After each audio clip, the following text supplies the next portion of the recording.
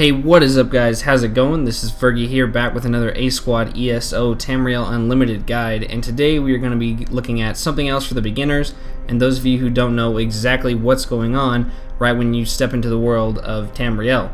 So today we're going to be looking at a complete crafter's guide for those of you who need to know where to find the materials, how to navigate all the different kinds of interfaces, and what exactly to do with all this gear you're crafting. So first things first, we need to collect the materials, like I said, for our respected professions. And for wood cutting, as you would expect, we need to collect some wood. And this will change depending on what level you are, but it's all going to look pretty much the same in the form of this log. Next up, we need jute and other different kinds of materials depending on what level you are, again, to craft the lightest kind of armor, which is used for magica-based things and sorcerers and whatever other kind of build you have. Next up, we need leather scraps. For those of you who are more focused on stamina and stealth and things like that, mostly night blades, and this is going to be collected from wolves and mud crabs primarily in the starting areas you're in. Now this changes later on, but for now that's all you need. And lastly, we have iron ore, which is collected for the heaviest armor, plate armor, and all melee weapons. Finally, we have three different kinds of runes. They're red, blue, and yellow, and they're all going to be used to craft different kinds of enchants that you can put on your gear and weapons. These are be very important, and we'll get to these here pretty soon, but they're a little more complicated than the rest of the crafting and kind of a hit or miss sort of thing. So the first step in taking these materials that we've gathered is going to one of the three primary crafting stations, and first going to the Refine tab. This tab will allow us to take how much ever materials we've required and turn them into a various amount of materials needed to craft these specific kinds of gear we're looking to make. This is pretty basic and is the first step, and you should do this no matter what. Next, we're going to go over to the Create tab, which is the primary interface for crafting the gear we're looking at. First of all, you can select the kind of gear you're looking to make. Here I'm at a leatherworking and light cloth station, so I can make two different kinds of armor. Next, if we move down, we can see the material used to craft this kind of armor will go up as you level. Now, we can't gather this right now, and I wouldn't worry about it for now either, because it's a ways off. So for now, I would start with the two basic crafting materials, jute and leather scraps. Next, we're going to look at the many different kinds of materials we can use to craft different looking armor. Now, this will all have the exact same effect and the same stats, etc., but it's going to look different depending on what material you collect or purchase, depending on however you're obtaining it. The last tab is called the Trait tab, and this is going to allow us to put a different kind of enchant on whatever kind of gear we're crafting. This works very differently than you would expect and involves the final tab in the crafting interface, which is called Research. But these traits are very important later on, especially when you're keeping the gear that you're crafting for much longer. As you can see here, they're all different kinds of stones, and they're all going to put different kinds of enchants depending on whichever stone you use. However, the process of research and putting this on is a little different. But let's take a look at this anyway. So research is pretty much a form of deconstruction, which allows you to take gear you found previously and destroy it in order to learn the trait that it has on it, and allowing you to craft gear with that same trait. So this works in a very specific way. Say I found a light armor chest piece and it has a specific trait enchant on it.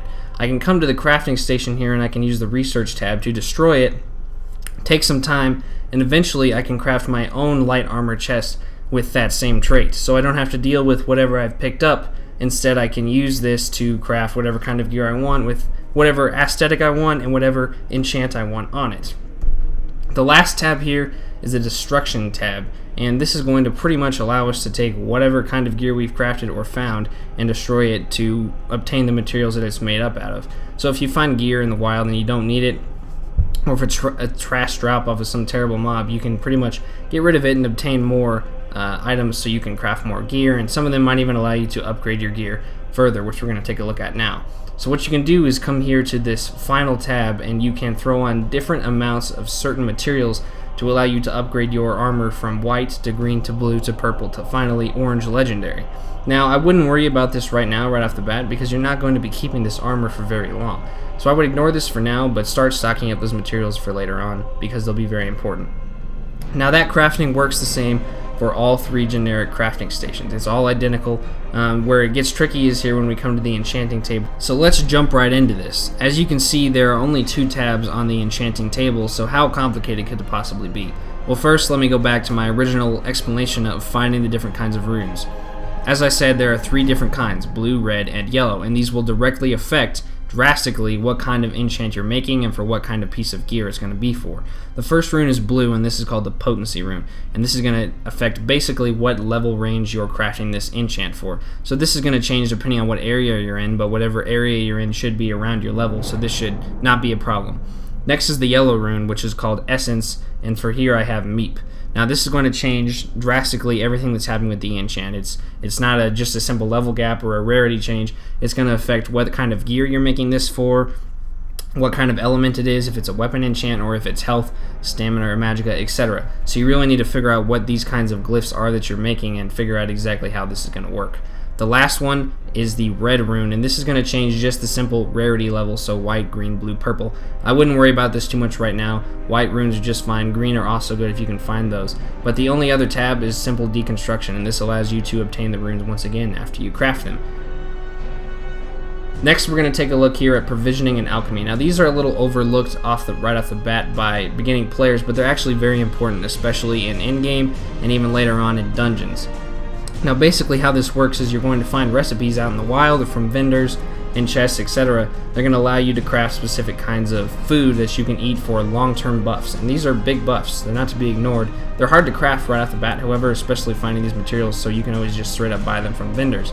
But the materials are located everywhere throughout the world and any kind of place you can look for, so I would highly suggest keeping an eye out for these as well as the recipes.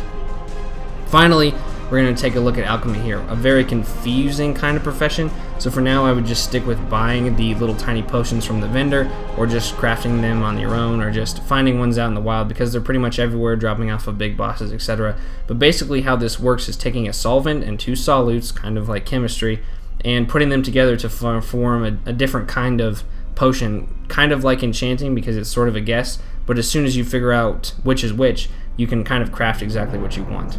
Now finally, just a quick little note, you can talk to any kind of profession teacher and learn exactly how the profession works.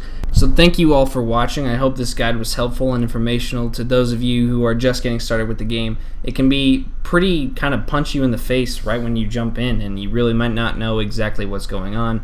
It's all kind of overwhelming, so I hope this guide will kind of show you what the deal is after you get out of the first couple starting areas, that is, and you can really start working on your gear and making it as perfect as you want it to be, make it look however you want. It's really a lot of fun. It's a fun part to ESO along with dyes, which I'll get to in another video. But again, thank you guys for watching. I hope this was helpful. Be looking out for many more Elder Scrolls Online Tamriel Unlimited videos in the future. That is a mouthful, and I will see you guys next time. Thanks.